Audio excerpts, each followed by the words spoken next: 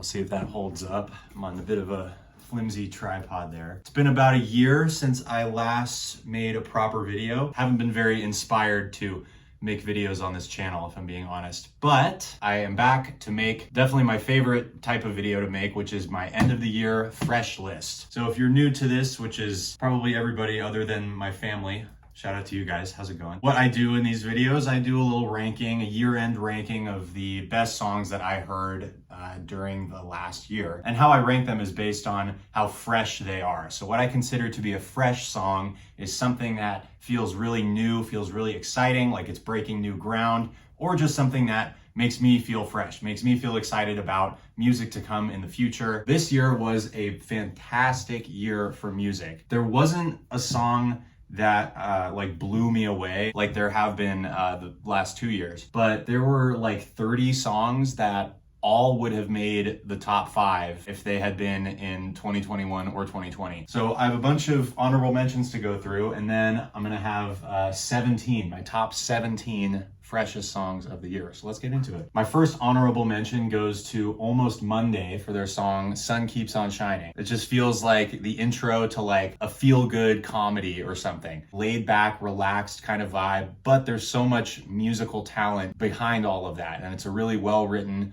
really energetic, fun, interesting song that will just like grab you right away and hook you right in. Next up on my honorable mentions is Camila Cabello with Psycho Freak featuring Willow. I don't think she adds very much to this song. Her lyrics are pretty bad, in my opinion. Her voice doesn't really grab me either, and she picks a great vocal melody for this song, but then she just kind of does that over and over again and doesn't do anything else in the song. Whereas Willow takes the chorus. Oh my God, such a great chorus. The instrumental on this song is fantastic, and you see this like talent disparity where it's like, okay, this is what one artist does with this instrumental, and this is what the other artist does with this instrumental. And to me, it's just like so clear which one has more musical talent. So sorry to any Camila Cabello fans who might be watching this. Next up is Kimberly Tell with Dime. This is the only Spanish language song that I have in my fresh list. The groove is so great. The whole vibe is just fantastic. And her voice is like so aesthetically pleasing, or ear-aesthetically pleasing. Like just the way it sounds in my ears is so nice. She's really hot too, so that kind of helps. Next up is I Wanna from Ella Jane. The thing that I pay attention to with this song is where she decides to repeat stuff and where she decides to not be repetitive. And I think she makes really good choices there, if that makes sense. There are parts of the song that are pretty repetitive, but I think she walks that line really, really well. She keeps bringing in new ideas just to keep it interesting. I just think overall it's a really well-written pop song. So congrats to her for that. Next up is Allegra Miles with Tainted. Another just really, really well-written song. Every vocal melody choice that she makes is like spot on. And she's a really, really great singer. And I would say my only issue with this song is how much autotune is on the vocals. To me, it's really clear that they did the graph mode of autotune where you're like manually tuning every note, because she'll hit these high notes and then it just flattens out on it. It stays in kind of this robotic way. I mean, overall, it's a really, really good vocal performance. She's clearly a really good singer. And this is just a really, really solid piano ballad with great vocal melodies across the board. Next up is Pink Pantheress, the GOAT, with Where You Are, featuring Willow. So this is the other Willow feature on my list. She's got that breakbeat, trip-hoppy, frou-frou inspired sound. And then she's got a really nice old kind of deep cut Paramore sample, and then just sings on top of it with her really unique, interesting singing style that somehow Willow finds a way to fit into. That's been so amazing for me is how versatile Willow seems to be. I had no idea she was that talented, but yeah, she really is. Definitely an interesting and very modern song despite its throwbackiness. Next up is Rafaela with Buick. This I would say is my dream pop indie rock song of the year. Great guitar tones, upbeat, fast-paced groove, kind of cutesy, fun lyrics, interesting vocal sounds, just a very nice, vibey, cool little song. Next up is Mahalia with In the Club, a little homage to the 50 Cent song lyrically at some parts. But beyond that, it's just a really, really satisfying modern R&B song. Everything just works here. All of her stylistic choices, the way that she phrases the lyrics. She just has so many ideas that are subtle but add so much to the song. Something that could have been a really boring song, she makes it so interesting. Next up is Arctic Lake with Hesitate. I would call this the stare out the window while it's raining song of the year. It's this very soft, quiet piano ballad that's just gorgeous. The whole thing is just like this one fluid, beautiful piece of music that just has you totally wrapped in its whole world. After that is Thanks So Much, or Thuk So Much, with Spit in My Face. For me, it's all about this hook and just how assertively delivered the vocals are on the hook. It's just like, you're gonna start listening to me right now, and you're kind of like, okay. It's so modern, it's so new. I can't think of anything else that's quite like this. And last, but very much not least, in my honorable mention, Steve Lacy, Bad Habit. The chord progression and the vocals just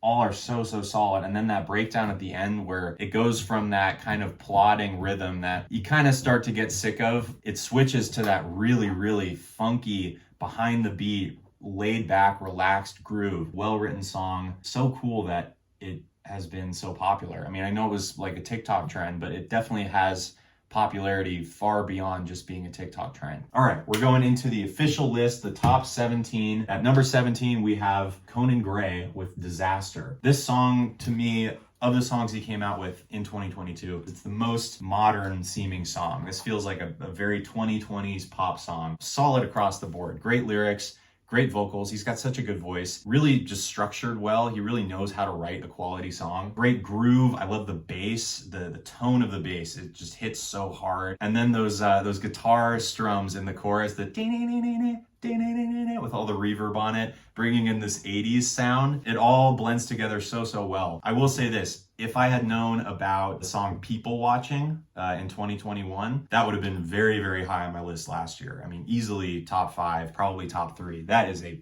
freaking killer song. I'm not complaining at all. I mean, Disaster is a really great song as well. Number 16, we have Charlie XCX with Twice. I've said this before, but she is just the master of the annoying but catchy and infectious and eventually you love it hook. So many songs of hers have these choruses that should be so much more annoying than they are, but you just love them. The groove is just so killer. The production is fantastic. I was really surprised. I'm pretty sure this is one of the only songs on the album that A.G. Cook didn't produce or wasn't involved in producing. And it's really surprising because some of those bell parts are just so hymn sounding.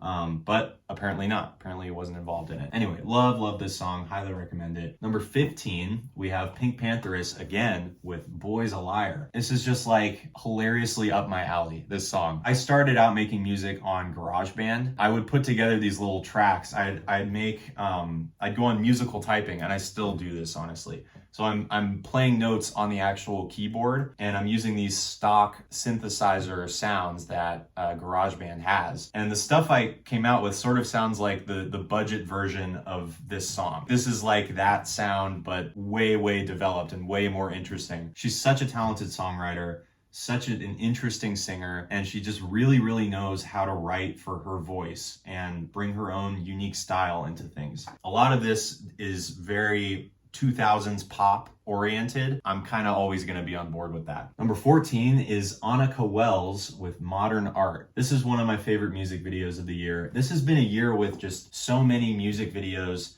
that really fit the vibe of the song and add so much to the song. This is a great example of that. This song is so subtle. There's really nothing aggressive about it at all, but it's really well written. All the parts that are brought in are just slightly unexpected, but just add so much and give it this really unusual, different sound that I haven't heard anywhere else. Number 13, we have NOTD and Kenzie with Worst Thing. The production on this song is just like, everything is so clear. It sounds exactly the same no matter where you listen to it. And that completely baffles me. It sounds great coming out of my laptop speakers. It's like, come on, how do you do that? And it's also a really good song. I mean, the vocal melody and the phrasing of the lyrics, the words just kind of roll off your tongue. It sounds really natural while still being syncopated and rhythmically weird. And I think that's a pretty good goal to have if you're making a rhythmically weird song, to have it be weird and stand out rhythmically, but still feel natural and like that was the way it was supposed to be, not like you're forcing it to be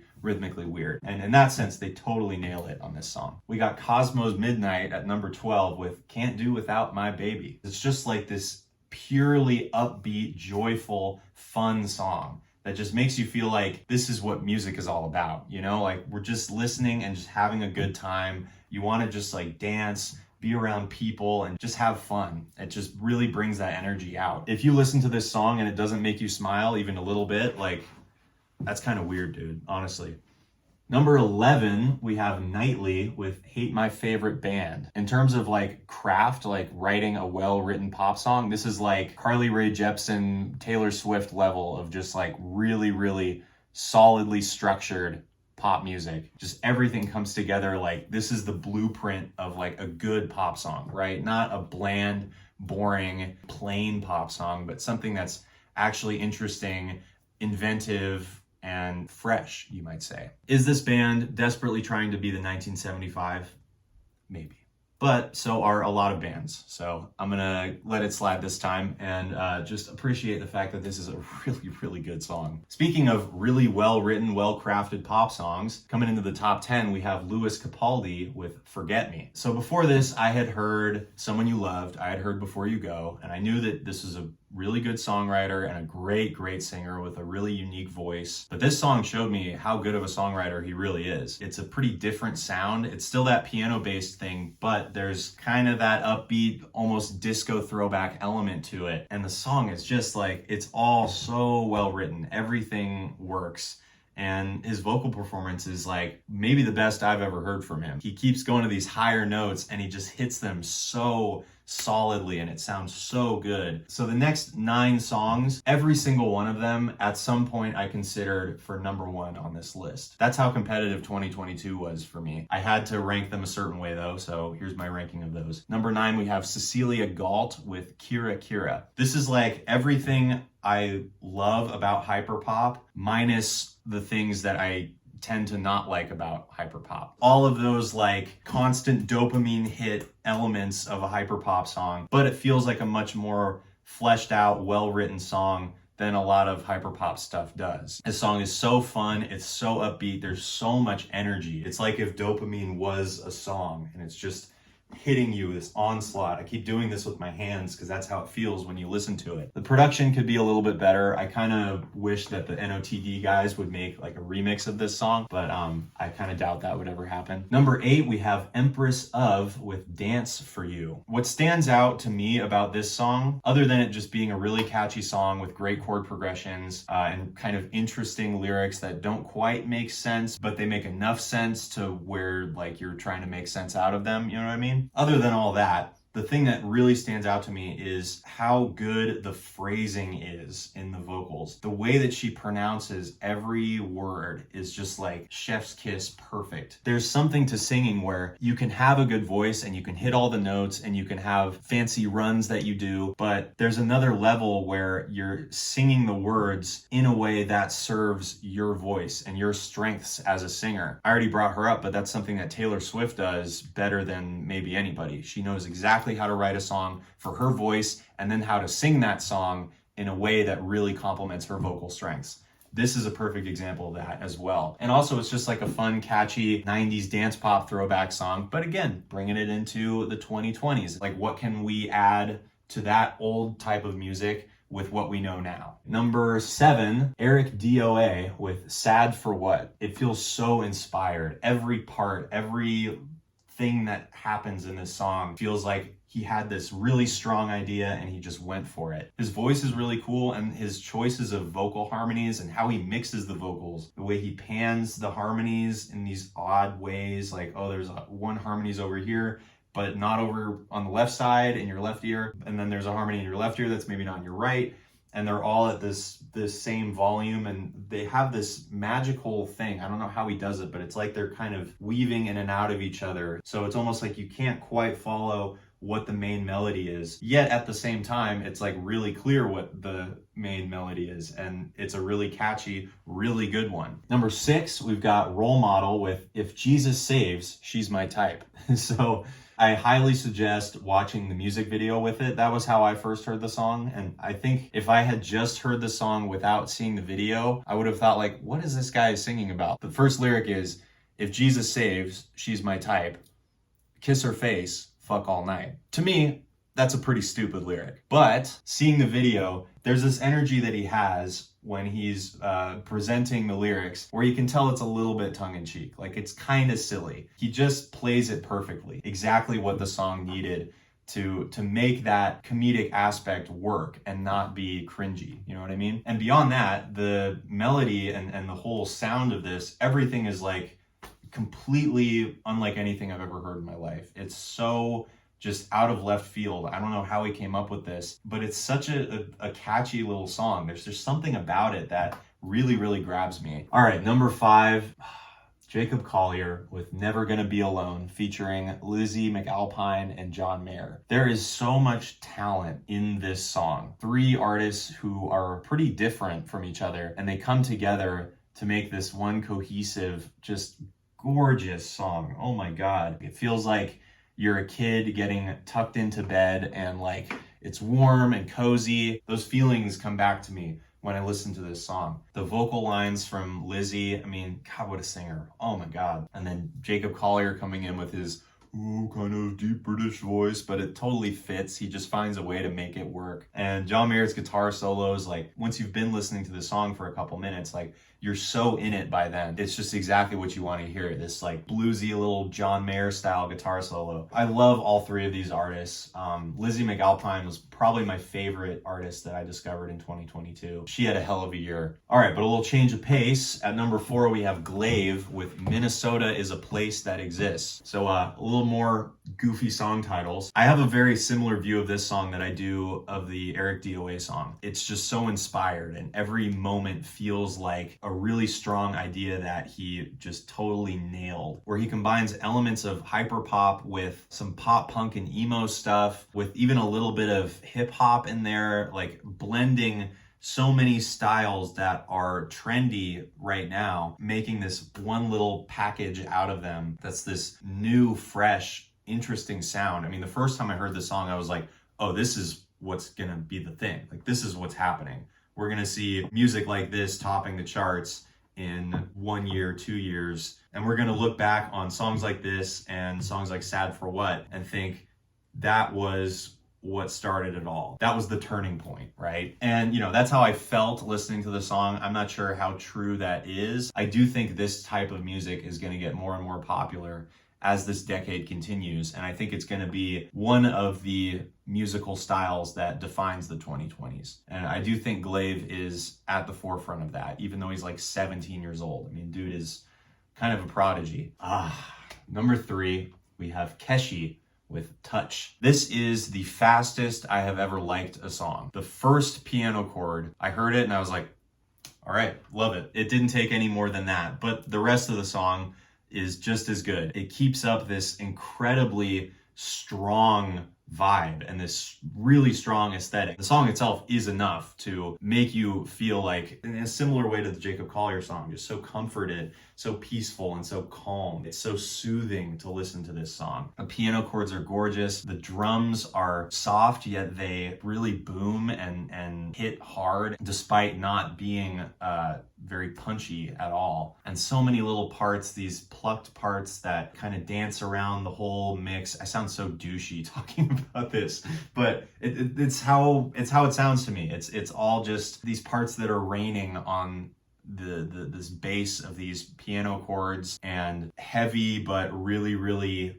calming low end, and booming but soft drums. And then on top of that, this great vocal performance. The sound of his voice is just so nice and so perfect for this type of song. There are still 2 more that I like more than Keshi's Touch. One of them being another Lizzie McAlpine and Jacob Collier collab, Lizzie's song Erase Me featuring Jacob Collier. I would, without a doubt, without blinking, I would pay $100 in cash to buy an album that is just 12 songs that are Lizzie McAlpine and Jacob Collier collaborating on music. Gorgeous vocal performance from Lizzie. I mean, unbelievable. Everything that Jacob does, he's featured, but he's kind of more featured in like a production role. He just adds little parts here and there and little textures. Everything he does is so him, like so obviously, oh yeah, that's Jacob Collier on this song. It all just completely transforms the whole thing. And the way this song builds, it's perfect. It slowly explodes into this huge climactic moment and then comes back down to close it all out again. I can't say enough about how good the song is at its core, but everything that Jacob adds to it, all of it is just like, it makes this insanely masterful piece of music. I'm gonna be honest, all right? This is a list of songs that are, based on my opinion. This is all just subjective to me. And it really comes down to feeling, right? Like, how does the song make me feel? In ranking these 9 songs that I considered all of for number 1 at some point or other, I just ranked them in a way that felt right to me. This Lizzie McAlpine song, it does feel a little weird to not have it at number 1 because it's definitely the closest thing to what I would consider a masterpiece. There is just a bias of like the personal experience that I can relate to certain songs that I've heard that has such an influence on what my list ends up being. All of that, what I'm trying to say is my number 1 song is a song from Porter Robinson called Everything Goes On. This was coming off of a year, 2021. I had discovered Porter Robinson towards the end of the year and like completely fallen in love with the album Nurture. And it's maybe my favorite album of all time now. It has so many songs that just make me feel so good and like inspired and reignite my passion for music over and over again. I didn't quite get that feeling from Everything Goes On the first time I heard it. I felt like, okay, it's still a good song and he's got this unique, piano-based EDM type of sound, but the song itself just didn't grab me as much as a song like Musician or Mirror or Trying to Feel Alive or Look at the Sky. And even though I liked it a lot, I didn't really consider it for this list. But in October, was it October? I think it was. I saw Second Sky, the Porter Robinson Music Festival. He played almost all the songs from Nurture, and it was like easily the best concert I've ever been to in my life. This like powerful, almost spiritual experience where I just felt like so connected to everybody else in the audience. I felt like here we are all together, thousands of people who are all watching this artist perform and love him and love his music for the same reasons that I love his music. I used to kind of think it was stupid when people would say like, oh my God, this artist changed my life.